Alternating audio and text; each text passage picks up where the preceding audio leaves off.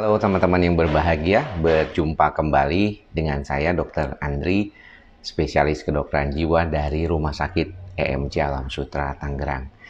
Di kesempatan Minggu siang ini, tadi pagi saya sudah melakukan olahraga, latihan, ya, khususnya latihan beban untuk mengencangkan otot karena usia sudah semakin bertambah, ya udah 43 tahun, jadi tentunya perlu strategi untuk membantu diri membuat lebih sehat dan lebih kuat lagi.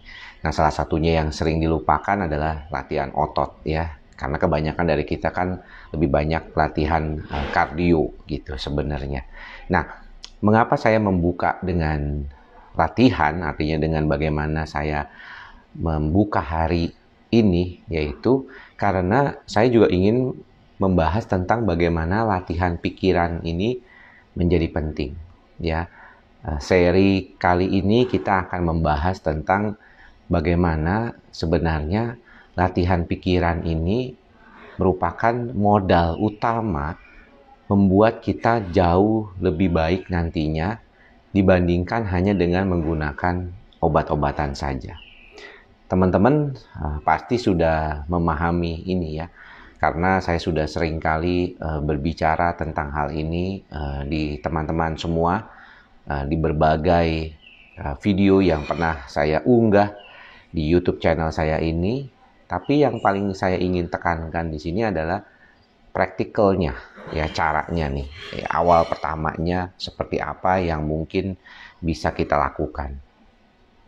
Nah, pertama kali yang mesti teman-teman lihat adalah apa yang mau dilakukan oleh teman-teman ini, ya.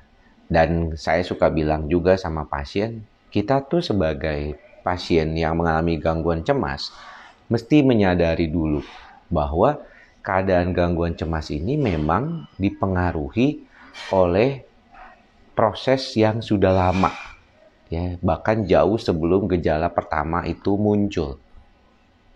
Itulah mengapa banyak di antara teman-teman mungkin yang merasakan bahwa mengapa ya saya mengalami gejala ini tuh sebenarnya sudah pernah saya alami juga. Mungkin sekitar 5 tahun, 10 tahun yang lalu. Tapi saat itu tidak lama. Hanya sementara, mungkin 1-2 harian atau bahkan seminggu aja paling lama. Lalu hilang. Nah, sedangkan yang sekarang ini kok terus-menerus. Nah, satu yang paling dikaitkan adalah aging atau penuaan. Jadi otak itu lama-lama kapasitasnya dalam membantu diri kita untuk mengelola kecemasan itu sendiri berkurang.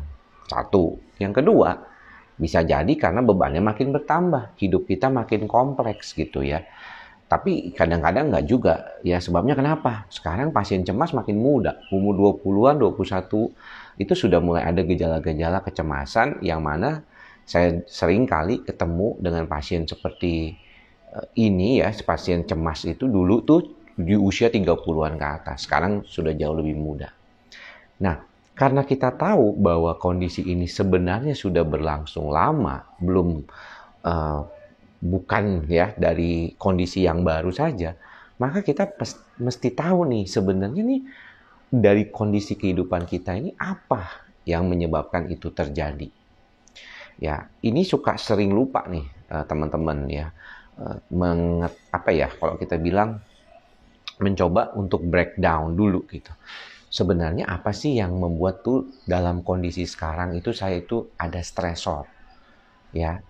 Ini yang perlu di breakdown gitu. Nomor satu tuh apa uraian dalam kondisi ini yang bisa membuat supaya lebih stabil keadaan kita. Oh, ternyata kalau kita lihat banyak yang bikin kita malah nggak stabil. Misalnya pekerjaan kita yang banyak, ya, terlalu banyak bahkan pekerjaan kita, tanggung jawab yang terlalu besar, ya, kompleksitas masalahnya menjadi jauh lebih besar lagi daripada yang sebelumnya, yang akhirnya membuat kita menjadi susah untuk mau ngomong tuh, istilahnya tuh gimana caranya ya, orang bebannya emang udah banyak gitu, mau dipilah-pilah juga tetap aja gitu, seperti itu aja gitu. Jadi memang mesti cari cara yang tepat untuk membantu supaya ini bisa terjadi.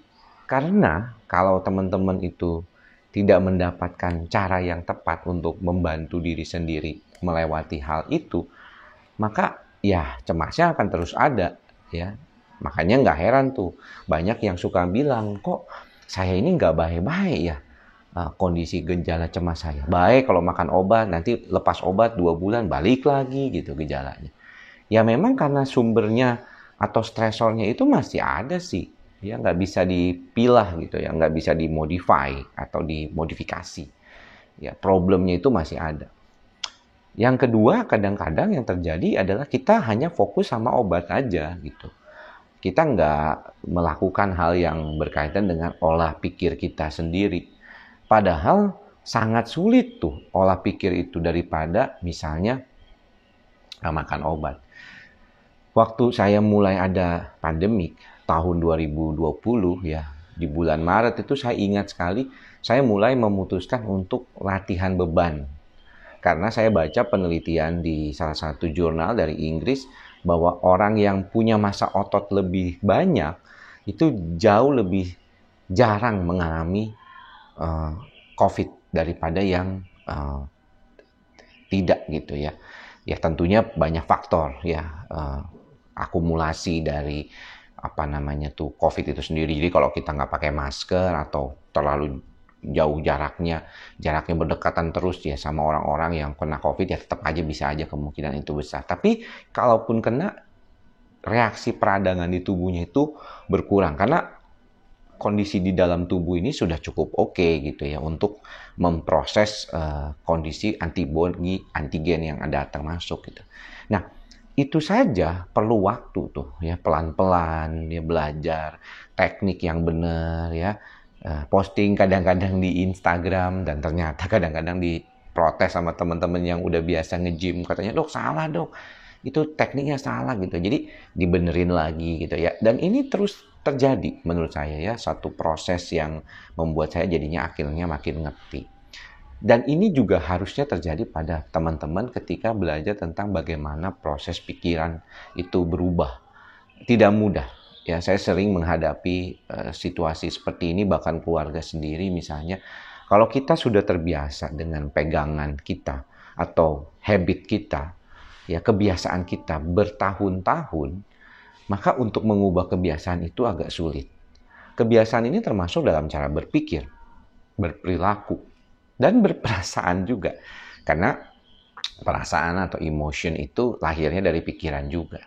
Jadi kalau kita misalnya orangnya memang tipikalnya pencemas, khawatiran, ya, terlalu banyak berpikir hal-hal yang negatif terhadap sesuatu hal, kadang-kadang itu memang nggak mudah diubahnya untuk menjadi pikiran yang jauh lebih positif. Ya, bagaimana kita mengelola supaya kita mampu mengatasi keadaan kita gitu ya. Karena proses pikiran itu nggak cepat ya teman-teman. Makanya kenapa perlu terus dilatih. Kita misalnya bilang mantra kita bersama, ikhlas, sabar, dan sadar. Seolah-olah kan mudah diomonginnya. Kalau ngomong gampang. Tapi untuk belajar ikhlas, apalagi kalau kejadian itu terjadi pada kita, yang mengharuskan kita belajar ikhlas, itu tidak mudah. Untuk sabar, kalau misalnya keadaan itu bikin kita kesel banget, kadang-kadang kita juga nggak jadi sabar.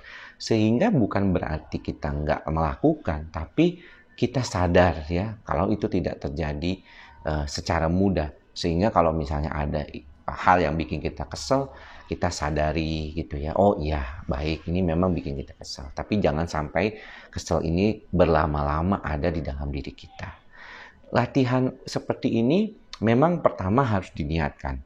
Ya, teman-teman harus punya keinginan yang konsisten, yang terus-menerus berlatih ya. Kadang-kadang perlu dari perilaku. Saya pernah posting terkait dengan hal ini, bagaimana mengubah perilaku dari sejak awal pagi bangun tidur ya, bagaimana kita membantu diri kita mempunyai pikiran yang lebih positif karena kita akses berita ataupun apa itu yang ada di media, baik media maupun media sosial itu dalam kondisi yang positif gitu ya. Ini yang sebenarnya perlu dilatih.